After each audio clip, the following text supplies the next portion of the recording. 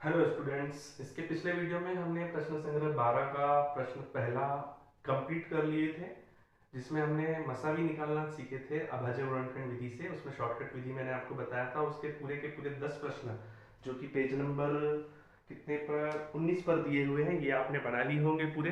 मैंने पूरे बनाकर भी भेज दिए थे आपको, अगर आपने व्हाट्सएप चेक किया हो तो। आज हम ये जो प्रश्न है दूसरा, भाग विधि से मसावी ज्ञात करके संक्षिप्त रूप दो, इसको समझेंगे। इसमें कुल 3 प्रश्न है, तीनों को समझेंगे। ध्यान दीजिए, मैंने लिख लिया है भाग विधि से मसावी ज्ञात करो और उसे संक्षिप्त रूप दो बोलता है। तो ये थोड़ा इंटरेस्टिंग सा प्रश्न है, इसमें थोड़ा ध्यान से समझना पड़ेगा। प्रश्न कुछ इस तरह से लिखा हुआ है, 275 बटे 525। बहुत बड़ी बड़ी संख्याएं हैं, भाग विधि से कैसे करेंगे?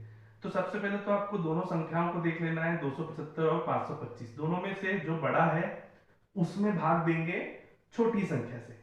अब यहाँ पर 275 छोटी है, 525 बड़ी है, तो इस तरह से उसको लिखना है। यहाँ पे मैंने इसको बना दिया है।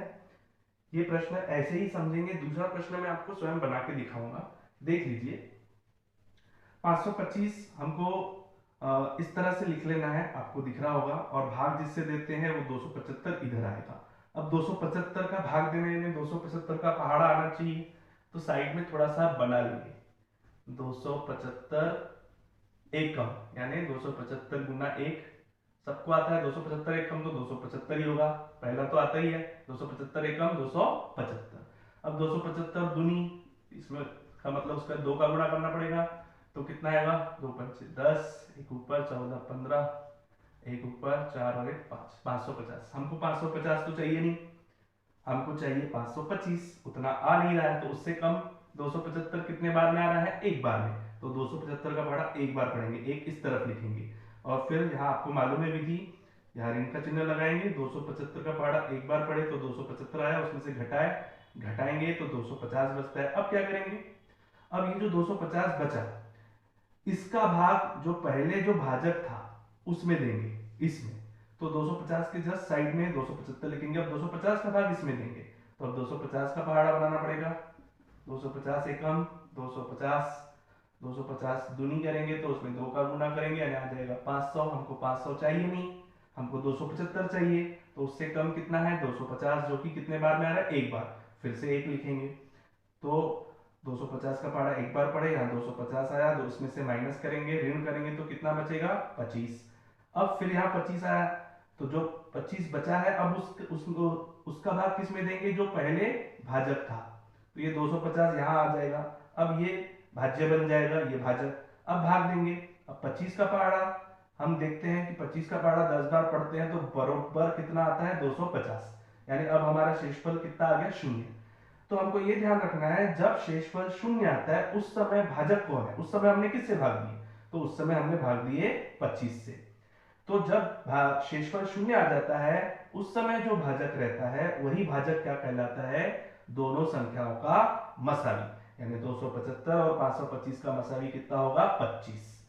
ठीक है। अब संक्षिप्त रूप कैसे निकालेंगे? मसावी 25 है, इसका मतलब इन दोनों संख्याओं में, 275 में और 525 में 25 का भाग जाएगा। तो संक्षिप्त रूप लिखकर इस तरह से, ऊपर भी 25 का भाग, नीचे भी 25 का भाग देंगे।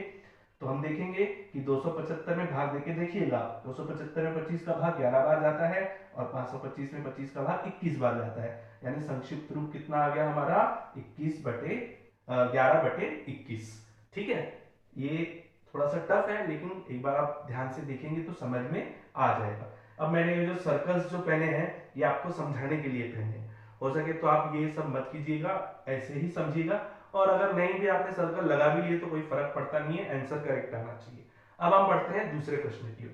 दूसरा प्रश्न मैंने बना के रखा हुआ है, लेकिन मैं इसको मिटाकर फिर से बनाऊंगा ताकि आपको अच्छे से समझ में आए। ध्यान दीजिए। इसमें प्रश्न क्या है? 76 बटे 133। अब छोटी संख्या कौन सी है? 76, और बड़ी है 133। तो ध्यान दीजिए, जो बड़ी है पहले उसको लिख लीजिए, उसमें छोटी संख्या का भाग देना है। छोटी संख्या कहाँ लिखेंगे? यहाँ। इधर भी इस तरह का एक हाफ सर्कल बना लेंगे।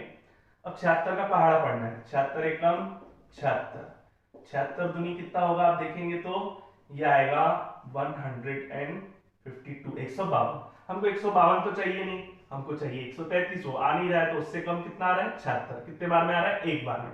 यहाँ 1 लिखेंगे, यहाँ 76 लिखेंगे, घटाएंगे, इधर से 1 लेंगे, 13 में से 6 गया, कितना आता है 7, 12 में से 7 गया 5, यानी कितना बचा 57। अब 57 का भाग किस में देंगे, जो पहले भाजक था, यानी 76 अब यहाँ आ जाएगा। इस तरह से आप फिर से बना लेंगे। अब ये 76 यहाँ आ जाएगा। अब 57 का पहाड़ा साइड में, ये रफ काम है, ये रफ वर्क आपको करना है, यहाँ रफ काम मैं लिख देता हूं, ये सभी लोग करेंगे। 57 एकम 57, 57 दूनी कितना हो जाएगा, 57 दूनी हो जाएगा 114। हमको तो 114 चाहिए नहीं, हमको चाहिए 76। 76 उतना आ नहीं रहा है, यानी उससे कम कितना आ रहा है 57 आ रहा है। कितने बार में आ रहा है, एक बार में। तो 57 का पहाड़ा एक बार पढ़ेंगे और इसमें से 57 हम घटा देंगे 76 में से, तो कितना आएगा आप देखेंगे, ये आएगा 16 में से 7 गए 9 और ये 19 आएगा। अब 19 बन जाएगा हमारा नया भाजक। भाज्य कौन बन जाएगा, 57 जो पहले था। अब 57, 19 का पहाड़ा कितने बार पढ़ेंगे, 19 एकम 19 होता है, 19 दूनी 38 होता है और 19 तिया होता है 57। 3 बार में 57 आ रहा है, हमको 57 ही चाहिए तो यहाँ 3 लिखेंगे, 3 बार में 57 आ गया। अब आ गया हमारा शेषफल 0। जिस समय शेषफल 0 आया उस समय भाजक कौन है, 19। इसका मतलब ये कि 76 और 133 का 76 और 133 का मसावी कितना होगा, 19। मसावी 19 होगा। ये आ गया हमारा मसावी। अब हम संक्षिप्त रूप कैसे निकालेंगे, लिख देंगे संक्षिप्त रूप। अब मसावी 19 निकला, इसका मतलब 76 बटे 133 जो प्रश्न है उन दोनों में 76 में भी 19 का भाग जाएगा और 133 में भी क्या जाएगा, 19 का भाग जाएगा। 76 में कितने बार में जाता है, 4 बार में, तो ऊपर आ जाएगा हमारा 4। 19 का पहाड़ा 4 बार पढ़ेंगे तो 76 और 133 कितने बार में आता है, 7 बार में।